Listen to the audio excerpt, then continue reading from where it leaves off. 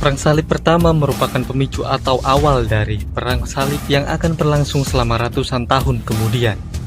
Perang ini dimulai ketika bangsa Eropa Barat melakukan ekspedisi militer yang bertujuan untuk mendapatkan kembali tanah suci yang sudah ditaklukkan kaum muslim berabad-abad yang lalu. Sebenarnya akar permasalahan dari perang ini tidak hanya terletak pada agama, tetapi juga karena masalah kondisi ekonomi Eropa yang tidak cukup baik kala itu. Sejak dicetuskannya himbauan untuk perang salib, para kesatria, petani, dan rakyat biasa dari banyak negara di Eropa Barat melakukan perjalanan darat dan laut menuju kota Yerusalem.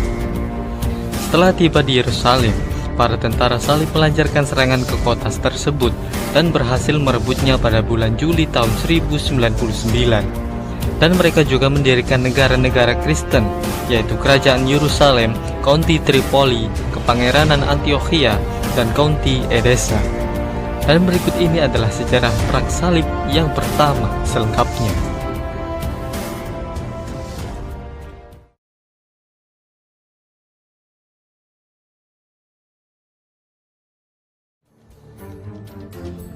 Pada tahun-tahun sebelum Perang Salib, sebagian Eropa mengalami kekeringan yang membuat orang kehilangan kepercayaan dalam segala hal. Ditambah lagi, wilayah kerajaan Kristen Eropa di cekungan Mediterania telah jatuh di bawah kendali kaum muslim.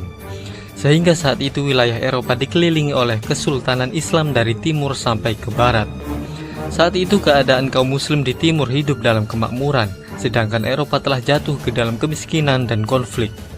Sebagian besar orang Eropa pada abad ke-11 hidup dalam kemiskinan, ditambah dengan perang dan konflik antar kesatria yang sering terjadi. Sedangkan di sisi lain Mediterania, terdapat dunia muslim yang makmur dan kaya akan budaya. Tapi di balik kemakmuran tersebut, tersembunyi kerapuhan karena adanya perpecahan politik dan agama yang cukup serius. Salah satu contohnya seperti kekhalifahan Abbasiyah yang dipimpin oleh para khalifah yang menjadi boneka dari menteri atau komandan militernya sejak pertengahan abad ke-9. Di masa ini, Kesultanan Muslim Seljuk Turki mulai memperluas kerajaan mereka ke segala arah, dan ekspansi paling besar terjadi di Asia Kecil saat melawan Kekaisaran Bizantium Kristen. Dan setelah pertempuran Manzikert di tahun 1071, Seljuk mengarah lebih dekat ke Konstantinopel, dan mereka menjadikan Kaisar Bizantium yang sudah Romanus Diogenes IV sebagai tawanan. Lalu penggantinya, Kaisar Alexios Komnenos meminta bantuan ke Eropa Barat. Kemudian Paus Gregorius VII melihat ini sebagai kesempatan yang sempurna untuk mewujudkan mimpinya mengendalikan gereja makam suci dan mengumpulkan semua kekuatan militer negara-negara Eropa di bawah komando kepausan untuk kampanye militer yang ia sebut sebagai proyek Tuhan. Menurut pendapat Zubaida Atta, seorang profesor sejarah di Universitas Helwan, Paus Gregory inilah yang memiliki gagasan tentang perang suci. Dialah yang mempunyai ide melakukan kampanye militer ke timur untuk merebut kembali makam Yesus Kristus dari tangan orang-orang muslim.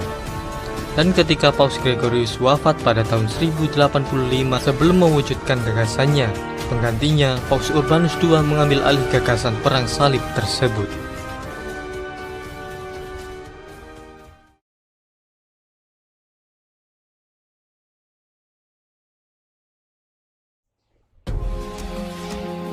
Pada tanggal 27 November tahun 1095 Masehi, Paus Urbanus II menyerukan perang salib ketika ia berpidato di Prancis.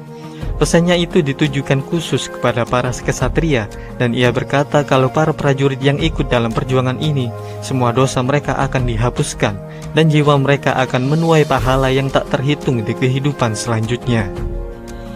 Urban II memulai tur pengabarannya di Prancis di tahun 1095 sampai 1096 Masehi untuk merekrut tentara salib. Ketika berpidato, ia bercerita dengan cerita yang ia bumbui dengan kisah-kisah yang dilebih-lebihkan tentang bagaimana kondisi pada saat itu. Seperti monumen-monumen Kristen sudah dinodai dan orang-orang Kristen telah dianiaya dan disiksa. Lalu kedutaan dan surat dikirim ke semua gereja dan susunan Kristen untuk merekrut prajurit. Setelah itu, masyarakat dihimbau untuk memikul salib, kemudian bersumpah untuk menjadi seorang tentara salib, dan himbauan ini pun sukses besar. Di sisi lain, Muslim Seljuk sedang mengalami masalah internal, lalu dalam konflik dengan musuh bebuyutan mereka, Syiah Fatimiyah yang berbasis di Mesir. Muslim Sunni Seljuk telah merebut Yerusalem dari Fatimiyah. Kemudian Yerusalem berhasil direbut kembali oleh dinasti Fatimiyah hanya beberapa bulan sebelum tentara salib tiba. Di Eropa, setelah himbauan perang salib dikumandangkan, banyak orang yang bukan termasuk seorang kesatria bersemangat untuk berperang ke Yerusalem. Sehingga gelombang pasukan pertama pun terbentuk.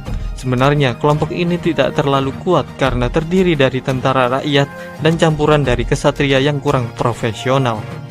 Mereka dipimpin oleh Peter the Hermit, sang pendeta, dan kesatria Walter the Penniless. Sementara itu, kelompok tentara salib yang kedua juga telah terbentuk, tapi mereka juga sama-sama kurang profesional.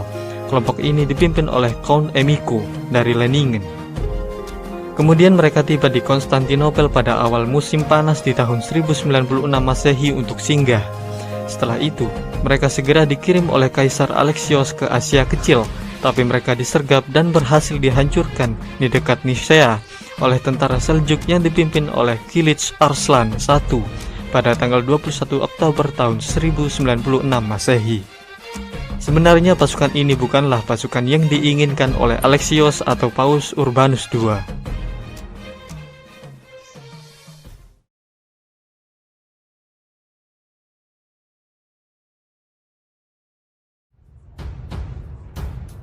Pada musim panas tahun 1096, kekuatan yang jauh lebih kuat, lebih besar, dan lebih terorganisir berkumpul dan mulai menuju ke timur.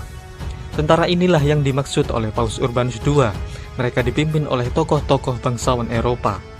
Lalu pada akhir tahun 1096, tentara Eropa tersebut sudah sampai di ibu kota Bizantium, Konstantinopel. Tentara salib itu bersumpah setia kepada Kaisar Bizantium, Alexios Komnenos, dan berjanji untuk mengembalikan tanah yang sudah diambil oleh Kesultanan Seljuk. Kesepakatan seperti ini memang diperlukan agar mereka diberi izin untuk melanjutkan perjalanan ke timur. Setelah melintasi Bosporus, tentara salib menuju ke ibu kota Seljuk di Asia Kecil, yakni kota Nisea.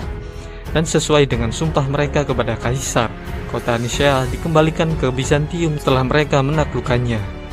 Tetapi ketika tentara salib melanjutkan kampanye mereka di Asia Kecil, tugas suci mereka merebut Yerusalem terhenti untuk sementara, karena beberapa bagian pasukan memutar menuju ke kota Edessa. Penaklukan Edessa ini menjadi bukti penyelewangan dari tujuan mereka, karena kota Edessa tidak searah dengan Yerusalem dan di dalamnya tidak ada situs-situs Kristen. Namun, tentara utama bergerak menuju ke Antiochia, sebuah kota yang dijuluki tempat lahir Kristen, karena istilah Kristen pertama kali berasal dari sana. Pada bulan Juli tahun 1098, Antiochia berhasil direbut dan mereka melanggar sumpah mereka kepada Kaisar Bizantium. Karena seharusnya Antiochia dikembalikan ke Bizantium, tapi mereka mengangkat Bohemond the Norman, seorang pangeran dari Taranto, untuk memerintah di sana. Setelah Antiochia, pasukan itu akhirnya menuju ke selatan untuk menyelesaikan tujuan utama mereka, yakni menaklukkan Yerusalem.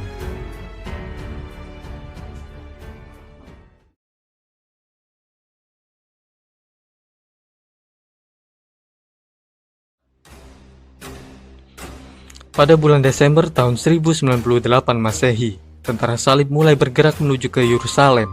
Dalam perjalanannya, mereka merebut beberapa kota pelabuhan di Suriah, dan mereka akhirnya tiba di Yerusalem pada tanggal 7 Juni tahun 1099 Masehi. Dari pasukan besar yang telah meninggalkan Eropa, kini hanya tersisa sekitar 1.300 kesatria dan sekitar 12.500 infanteri. Yerusalem dilindungi oleh tembok besar yang dilengkapi dengan kombinasi parit dan tebing, sehingga kota ini memiliki pertahanan militer yang tangguh. Untungnya, sejumlah kapal Genoa tiba di saat yang tepat dengan membawa kayu, dan kayu tersebut digunakan untuk membuat menara pengepungan, ketapel, dan pendobrak. Kemudian pada pertengahan Juli, Godfrey dari Boulogne memutuskan untuk memulai menyerang di bagian dinding yang lebih lemah, dan setelah melewati pertempuran yang berat, tentara salib berhasil menaklukkan Yerusalem pada tanggal 15 Juli tahun 1099 Masehi. Lalu mereka pun memulai pembantaian. Mereka membunuh orang di jalan, di rumah, dan di gang. Sangat sulit bagi tentara salib untuk membedakan antara penduduk lokal Kristen, Muslim, dan Yahudi, karena mereka semua tampak sama bagi mereka. Mereka semua tampak seperti orang Arab. dan sebuah sumber Muslim kontemporer menyebutkan kalau 3.000 penduduk kota telah terbantai. Lalu dalam sebulan, pasukan Mesir yang besar tiba untuk merebut kembali kota itu, tetapi mereka berhasil dikalahkan di Askalon. Saat ini Yerusalem pun telah berada di tangan orang Kristen. Lalu Godfrey of Bouillon, pahlawan pengepungan, dijadikan raja di Yerusalem. Di Italia, Paus Urbanus II telah meninggal pada tanggal 29 Juli tahun 1099 Masehi, tanpa mengetahui keberhasilan perang salibnya.